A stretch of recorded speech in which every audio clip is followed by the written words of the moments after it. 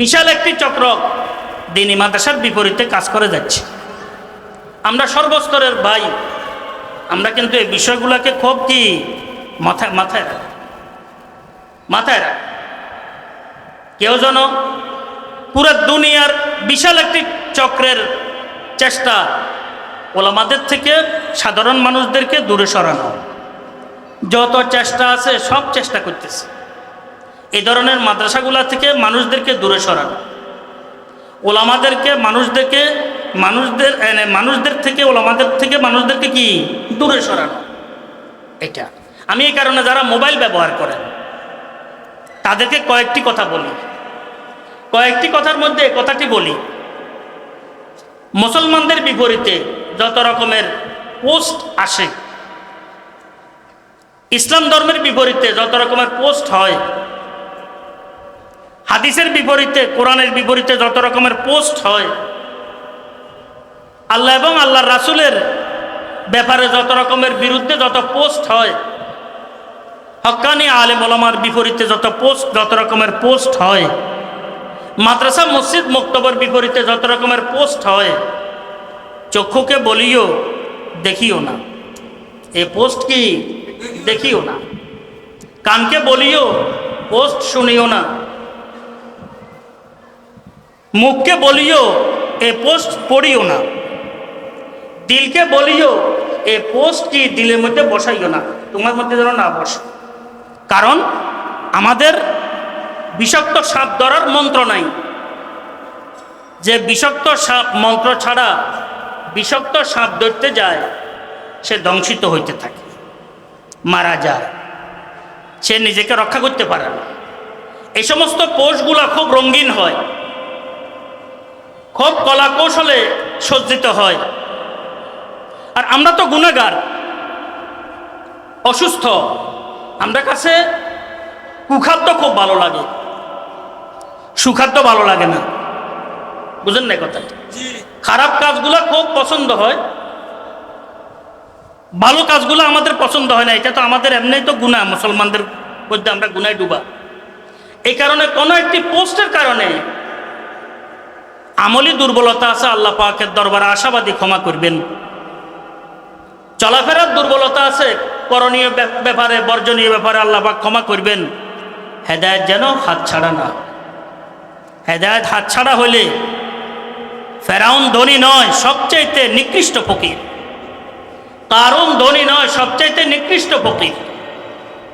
সাদ্দাদ, আবু জাহাল, আবু লাহাব দুনিয়ার মাতবার নয়, সবচাইতে নিকৃষ্ট কি জীব। ঠিক আছে? কেন? হেদায়েত নাই।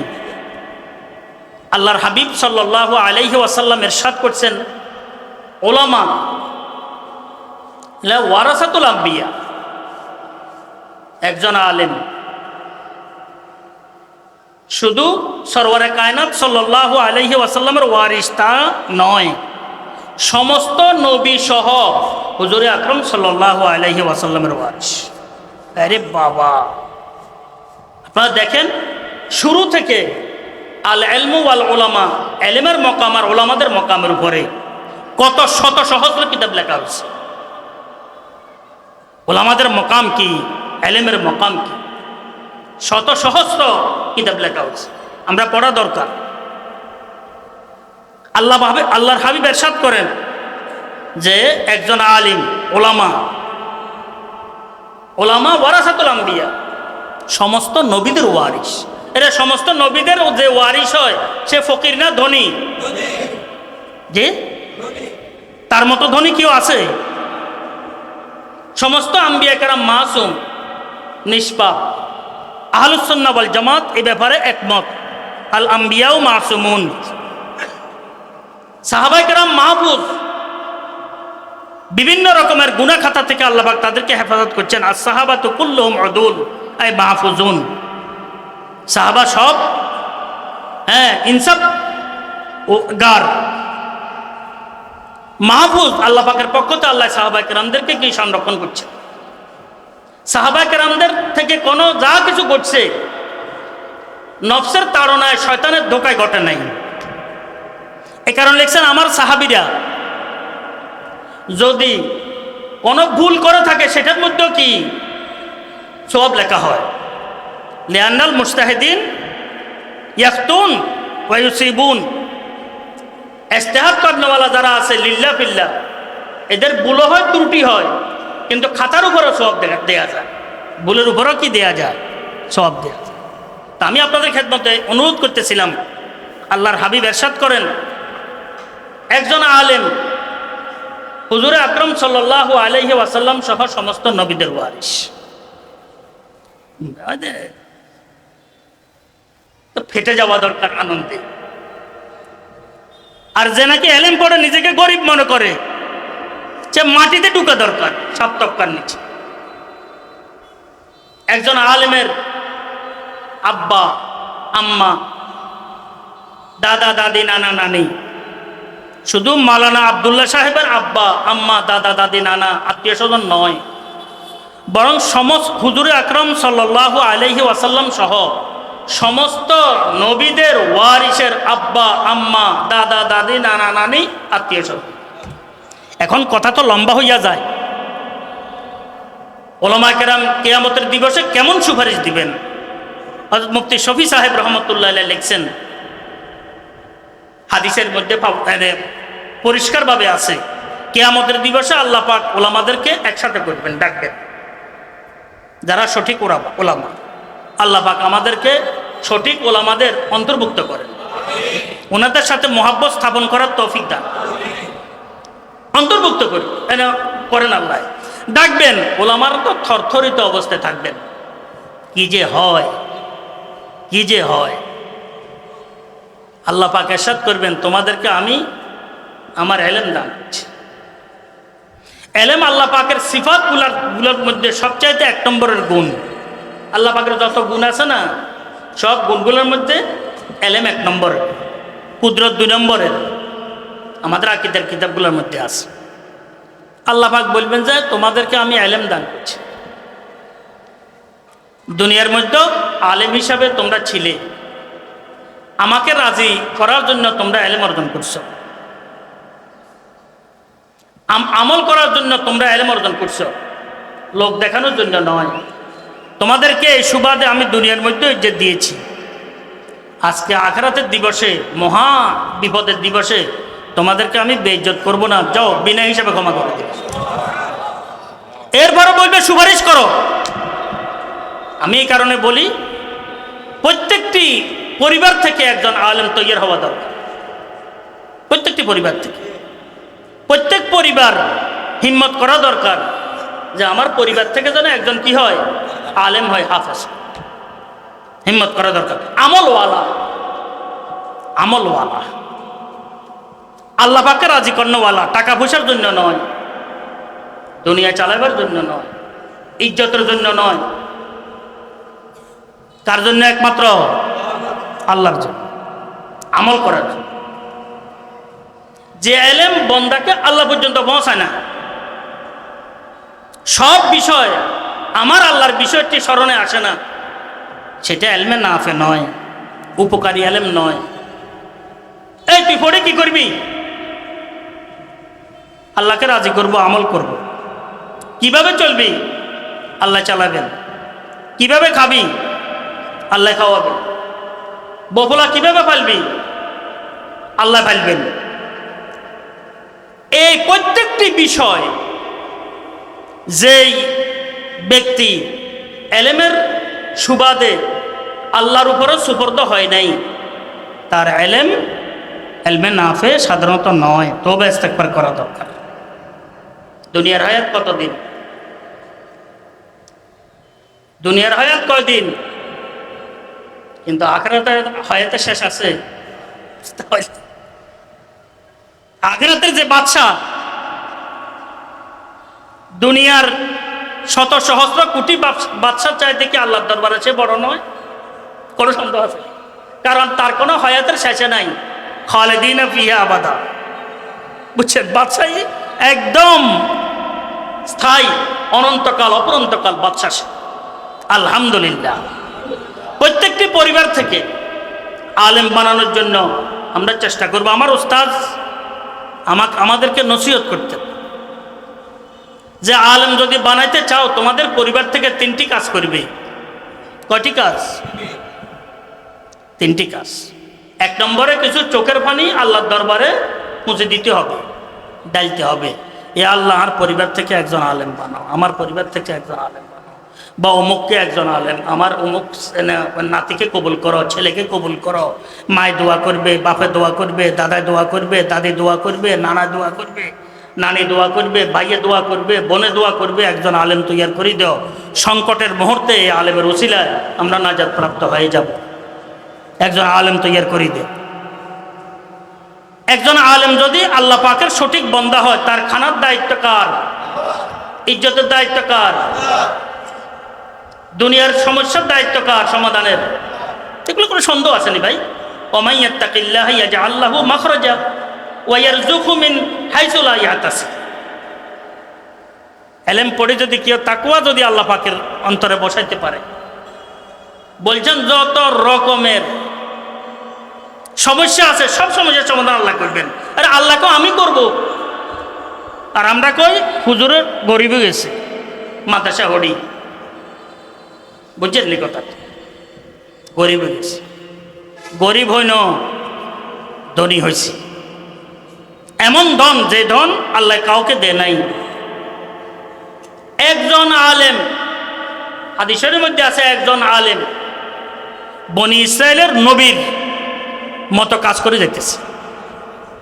একটি মাদ্রাসা একটি এলাকার জন্য হেদায়েতের কেন্দ্র, কোরআনের কেন্দ্র, হাদিসের কেন্দ্র, আল্লাহ এবং আল্লাহ রাসূলের আল্লাহওয়ালাদের কি কোরআন কেন্দ্র, একটি মাদ্রাসা। এই কারণে যাই হোক, আমি আপনাদের খেদমতে অনুরোধ করতেছিলাম 3টি কাজ। 1 নম্বর হচ্ছে চোখের পানি ঢালতে হবে। 2 নম্বর সর্বস্তরের ওলামাদেরকে মহব্বত করতে হবে। 2 নম্বর এই কথাটি আমাদের অন্তরে বসাইতে হবে। আল্লাহ, আমি সর্বসাধারণ সমস্ত হক্কানি রব্বানি আলেমদেরকে ওলামাদেরকে মহব্বত করি, আমার দিলের মধ্যে মহব্বত দান করো। যে গোত্রকে কেউ মহব্বত করে না, তার থেকে ওই গোত্রের সন্তান জন্মে না। বোঝেন না এই কথা? রক্তের মধ্যে বিদ্বেষ থাকলে তাহলে মনে করবেন যে ওই রক্ত থেকে ওই ওই ফুল ফুটবে না। এই কারণে আমি হক্কানি রব্বানি আলেম ওলামাদেরকে কি মহব্বত করি। আমি এখানে সামান্য আর একটু বাড়াই। তা আমি বলি যে এভাবে বলো, আল্লাহ নিঃস্বার্থভাবে আমরা তোমাকে মহব্বত করি। দাবি নয়, এটা আশা। এটা কি মহব্বত করার মতো যোগ্যতা কি আমাদের আছে? কিন্তু আল্লাহ, আমরা যে এতটুকু পরে তুমি যে আমাদেরকে সম্পদ দান করছো হেদায়েতের, তুমি মহব্বত না করলে কি আমরা পাইতাম? তো তুমি মহব্বত করার প্রতিচ্ছবি হচ্ছে আমরা তোমাকে মহব্বত করি। তুমি আমাদেরকে মহব্বত করছো, তো আমরা নিশ্চয় মহব্বত করছো। আর তোমার মহব্বতের প্রতিচ্ছবি, প্রতিধ্বনি, প্রতিরূপ আমরাও তোমাকে মহব্বত করি। কোনো সন্দেহ আছে? আশেকে শুধু মাসুককে মহব্বত করেন না, মাসুকও কিন্তু আশেককে মহব্বত করে। প্রথম আগুন তো জ্বালায় মাসুকে। কে জ্বালায়? প্রথম আগুন জ্বালায় কে? মাহবুবে মাসুকে। তখন না আশেকের কি মনে আগুন ধরে। এই আগুন ওই আগুনের কি শাখা শিখা। বুঝছেন নি কথা? আল্লাহ পাক আমাদেরকে মহব্বতের আগুন জ্বালাই দিয়েছেন হেদায়েত দিয়ে। আমরা আল্লাহ পাককে যদি মহব্বতের দাবি করি, তো এটা আল্লাহ পাকের ওই মহব্বতের আগুনের একটি শিখা শাখা। তো আমরা দাবি করতে পারি, আল্লাহ নিঃশর্তভাবে আমরা তোমাকে মহব্বত করি তো ইনশাআল্লাহ। এটা দোয়া করব, হিম্মত করব। এক, আল্লাহ নিঃস্বার্থভাবে কারো কথা শুনবো না। দুনিয়াবি কোনো শর্ত নাই, স্বার্থ নাই। এ আল্লাহ, তোমার হাবিব সাল্লাল্লাহু আলাইহি ওয়াসাল্লামকে আমরা মহব্বত করি। আবার নামের সাথে তো কি উম্মতি করে দুনিয়া থেকে গেছেন, আমাদেরকে কেমন মহব্বত করেন। আখেরি কালেমা উম্মতি। তা এই মোহাব্বতের শিখা, আগুনের শিখা শাখা আমাদের অন্তরে আসে না নাই? প্রতিচ্ছবি প্রতিধ্বনি, প্রতি শাখা প্রতি শিখা। আমরা ইয়া আল্লাহ তোমার হাবিবকে কি করি? হ্যাঁ, আমরা মহব্বত করি। এটা আমাদের কিছু না, তোমার মহব্বতের একটি কি প্রতিচ্ছবি, শিখা শাখা। আল্লাহ তোমার নাজিলকৃত কোরআনকে মহব্বত করিস। কয়টা হয়েছে? 3টা। তোমার নাজিলকৃত কোরআনকে মহব্বত করি। ফারুক আজম রাদিয়াল্লাহু তাআলা আনহু কোরআনে কারীমকে হাতে নিতেন, চুমু খাইতেন, মাথায় লাগাইতেন, বুকে নিতেন আর বলতেন হাযা আহাদু রাব্বি ওয়া মনসুরু রাব্বি আযজা ওয়া জাল। এটা আমার প্রভুর পক্ষ থেকে আহাদ নামা, আর আমাদের হেদায়েতের জন্য বিস্তারিত এক পরওয়ানা। চুমু খাইতেন। হাদিস শরীফের মধ্যে আছে, ইয়া রাসূলুল্লাহ কোরআন শরীফ বুঝি পড়লেও কি ইজ্জত দান করবেন, এই সম্পদ দান করবেন? বুঝি না পড়লেও কি দান করবেন? হ্যাঁ, বুঝি পড়লেও দান করবেন, বুঝি না পড়লেও দান। আমরা তো বহু সময় বলি যে আসলে না বুঝলে কোনো সওয়াব হবে না, বুঝছেন তো? এখন এমন নয়, বুঝলেও সওয়াব, হ্যাঁ বেশি, না বুঝলেও সওয়াব। কিন্তু যদি বুঝুইয়ার আবেগ কম হয় সওয়াব কম হবে, না বুঝুইয়ার আবেগ বেশি হলে সওয়াব বেশি হবে। এক সাহাবী আরজ করছেন, ইয়া রাসূলুল্লাহ একজন মানুষ কোরআন শরীফ তেলাওয়াত করতে কষ্ট হয়, ওয়ায়াতাতাউ ফি, কোথায় কোথায় পড়ে, কি পড়ে? কষ্ট করে পড়ে, আবেগ বেশি। হুজুরে আকরাম সাল্লাল্লাহু আলাইহি ওয়াসাল্লাম ইরশাদ করেন লাহু আজরান, তার জন্য 2 গুণ সওয়াব, 2 গুণ। একটা তেলাওয়াতের সওয়াব আর একটা কি কষ্টের সওয়াব, মহব্বতের সওয়াব। 3 নম্বরে ইয়া আল্লাহ আপনার হাবিব সাল্লাল্লাহু আলাইহি ওয়াসাল্লামের বাণী, হাদিস, সুন্নতকে আমরা নিঃস্বার্থভাবে মহব্বত করি। সন্দেহ আছে না? এটা কোরআনের তাফসীর, কোরআনের কি তাফসীর। 4 নম্বরে আল্লাহ আমরা তোমার ঘরকে মহব্বত করি, মসজিদকে, নিঃস্বার্থভাবে। কোনো দল নাই, কোনো মত নাই, কোনো উফ নাই, আহ নাই, চু নাই, চেরা নাই, নিঃশর্তভাবে তোমার ঘর মসজিদকে আমি কি করি? যা কিছু আছে সব মসজিদের বাহিরে। মসজিদে ঢুকছি, গুনাহগার ভিজা বিড়ালের মতো আমি বসে থাকি, সুবহানাল্লাহি ওয়ালহামদুলিল্লাহি ওয়ালা ইলাহা ইল্লাল্লাহু ওয়াল্লাহু আকবার, এটা পড়তে থাকি। আল্লাহর ঘরে চলে আসছি। কেউ যদি কিচ্ছু না পড়ে আল্লাহর ঘরে বসে থাকে, তার মেহমানদারি আল্লাহ পাকের পক্ষ থেকে চলতে আসে। সবচাইতে মূল্যবান যে সম্পদ সওয়াব তার আমল নামার মধ্যে লেখা হতেছে। হাজি, সবচাইতে মূল্যবান সম্পদ আখিরাতের দিবসে যেই মুদ্রা কাজে আসবে সেটা হচ্ছে কি? সওয়াব, নেকি, আমল নামার মধ্যে লেখা হতেছে। চুপ করে বসে থাকলে আল্লাহর ঘরকে আমরা কি নিঃস্বার্থভাবে কি? এ আল্লাহ তোমার হাবিব সাল্লাল্লাহু আলাইহি ওয়াসাল্লামের ঘর, মাদ্রাসাকে, দ্বীনি মাদ্রাসাগুলাকে নিঃস্বার্থভাবে মহব্বত করি। কয়টা হয়েছে? 6টা হয়ে গেছে তো? 6টা হয়ে গেছে। আল্লাহকে মহব্বত, আল্লাহর রাসূলকে মহব্বত, আল্লাহর কোরআনকে মহব্বত, আল্লাহর রাসূলের হাদিসকে মহব্বত, আল্লাহর ঘরকে মহব্বত, আল্লাহর রাসূলের ঘরকে মহব্বত।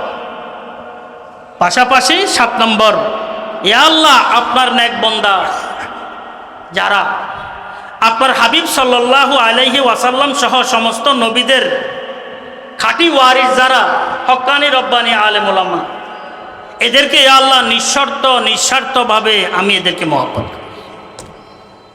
যত রকমের কথা এদের ব্যাপারে আসুক, অভিযোগ আসুক, ব্যক্তিগত হবে, স্থানকেন্দ্রিক হবে, যদি সঠিক হয়, যদি কি হয়? সঠিক হয়, সাময়িক হবে, বুঝছেন এই কথাটি?